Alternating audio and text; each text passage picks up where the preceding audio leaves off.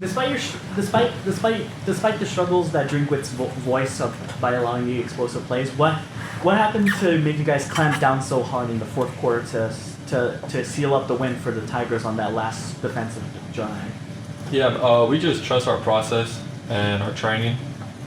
We have a saying over here in fourth quarter, fist up, and that's what we live by, and we just trust our training. Right here with Eli. If you guys held them to negative rushing yards tonight, just what was working there to be able to contain them like that? Just like trusting our training, I'll say trusting our coaching, and most importantly, trusting the person next to you, the person you're playing with, because rush and coverage comes in hand. So as we're sacking them, we gotta give it up to the DBs for holding their coverage. Right, everyone. What do you feel like is the key for you guys, like when an offense gets a big play like that, to be able to bounce back from that? Because they had a couple of those, but obviously late in the game, you guys really need to come up with some stops. It seemed like you guys tightened up. One play at a time, your best play could be your next play. Even if your current play, the play you just had, was good, bad, whatever it is, you always got a next play. So, you take advantage of the opportunity that's presented in front of you.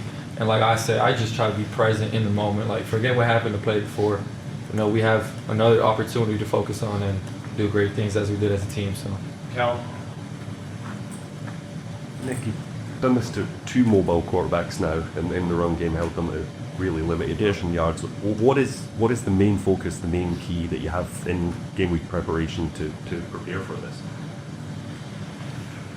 Playing mobile quarterbacks is challenging about any game we play, but we just focus on our keys and know who we're playing with, and we do a lot of tackling, which is, we have Toughness Tuesday, we got inside drill, then we got drills where you go against people trying to scramble out the pocket. We practice a lot of tackling, and in our room, especially in the linebackers room, we put an emphasis on it. So, Right here in the middle.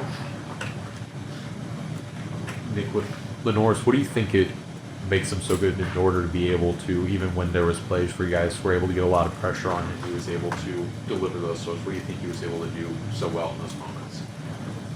you mean like what makes him a great player? I mean, specifically when he's under pressure and able to deliver those deep passes. Yeah, I mean, like he's a great athlete. He's a great quarterback. He has a great frame, so when people try to tackle him high, he could slip off the tackle and stuff, and he has the ability to extend plays.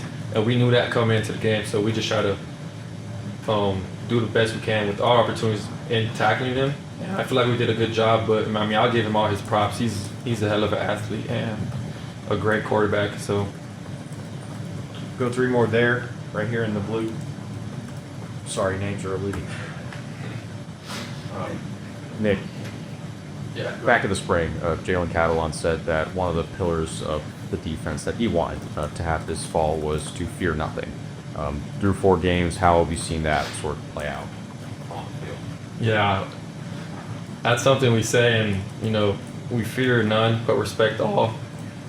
That's something we go by, and I mean, he hit it on the spot. We're not going to fear anything. We're just going to go out there and do what we've been doing, playing football. So 2 more. We'll start right there.